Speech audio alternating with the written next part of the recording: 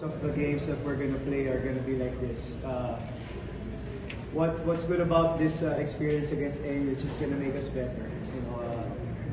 We have to really find ways to win. We know that all teams are going to be out there, guns blazing every time they're going to be up against us. And again, it's just a challenge to the players how they're going to respond to the situation. I mean, you could find we could find all the excuses that we want why we played that way, but I mean, they just found a way, and that's just the beauty of this team. They just don't want to give up. And, it's like what we always say in our alma mater, never shall we fail. Thank you. KQ, you had what? First of all, hindi nakiklik yung gusto namin ng buong game. And then, yun nga, pinakita ko lang sa sarili ko na kailangan kong take over move na kailangan kumuha kami ng guy kung may masasandalan sila. So, ang ginawa ko lang is naging blue guide ako, nag-lead by example ako. Ayun, good thing naman, pumasok ng tiro ako. Yun nga, sanay naman ako sa CC. CC ako na ito, buong gabi. Thank you, KQ. Okay, the floor is open for Nung nakita ko tumama sa screen si Steve Nash. So, may 1 or 2 seconds ako na tinignan ko kung ano yung gagawin ng depensa. So, hindi nag-help yung corner guy. So, tinig-advantage ko na ayun na din sa and then, ayun, good thing kung pasok yung TV.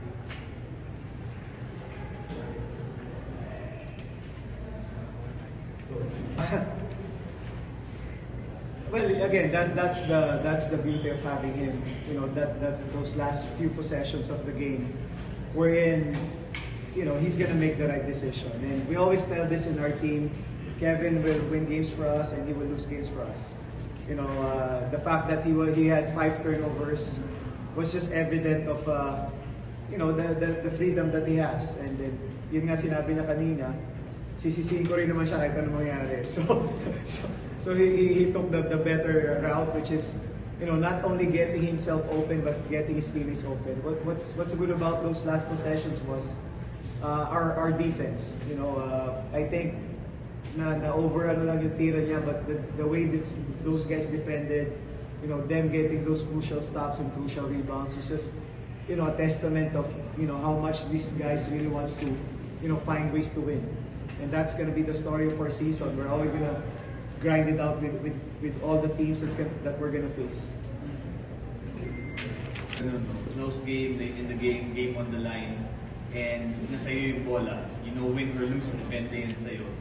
Yung courage to take that shot, nade-develop ba yan? Or parang for you, it's like, bahala na yun, faith na lang, pumasok, I'm willing to live with it. Yung confidence naman is nagmumula sa ensayo. Kung ano yung tinitira mo sa game, yun yung lagi mong ginagawa sa everyday sa practice. So, yung instincts lang na play off each other, and then kailangan may nagka-take over dahil struggle kami buong game.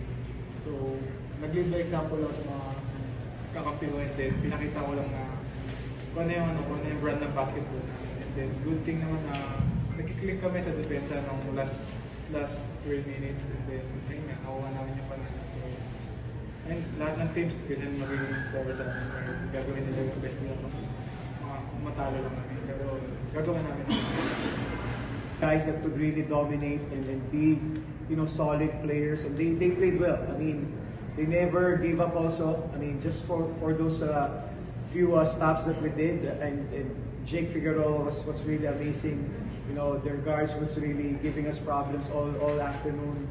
And yun nga, I mean, sa amin, we just played. I mean, actually I was already thinking of how can I tell these players to just keep, thinking of losing that game already. That sabi ko sarili ko, I just have to encourage them. And I think it's gonna come to a point that they're just the ones playing.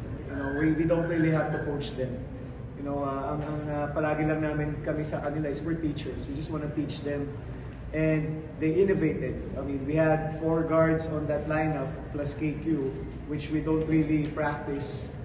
And I guess just the will to help the team and find ways to win, I think that really just kept us going during those games. And it just so happened that we got the lucky result of this ball game. But and it's really a strong team, and that's really scary. Was it personal na I need to take over, or was there an instruction from the coaches na take over na, this is your position? Dun sa sequence nila na wala namang instruction. Kumbaga, lagi nga sila sabi ni coach, teachers lang sila, kayo naglalaro, bahala kayo. May freedom gagawin ko na yung gusto yun. So, kasi one of the veterans na yun sa team, kailangan ko lang pakita na ayaw akong patalo. So, ini-encourage ko sila na kaya natin to, di pa tapos to. And then, kailangan natin gawin kung ano yung dapat gawin natin. So, yun, good thing na umayon na yung sitwasyon sa amin. And then, ayun nga, pinagandaan talaga namin itong mga moment na rito dahil alam namin na lahat ng team yung great out kami everyday. Yung 3 other games, blowout, and then out of all the teams, kumbaga reigning champion yung dikit na laban. How good or how hard yung test na napokpok agad kayo first game moving forward against all teams, starting against Adamson on Wednesday? I think yun yung gusto. I mean, we learned through those experiences. I mean, we'd rather play these kind of games that will just test us to the metal. We have 7 guys that are coming in as rookies. So the more that they get exposed in this kind of situation, it pretty much prepares us for the finals. And yun nga yung pinag-usapan namin prior to the game. All games that we will play we're gonna treat this as championships. Kumbaga hanggang masanay kami, and sabi nga ang question sa amin which I really experienced when I was with Alaska is, what can you do today that will get you closer to winning a championship? And that was the challenge to everyone.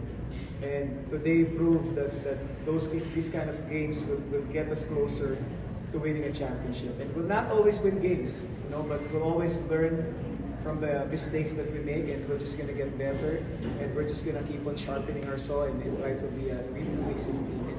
We're excited to play Wednesday because Adamson also came from a win, and then that's gonna be a good experience for us also.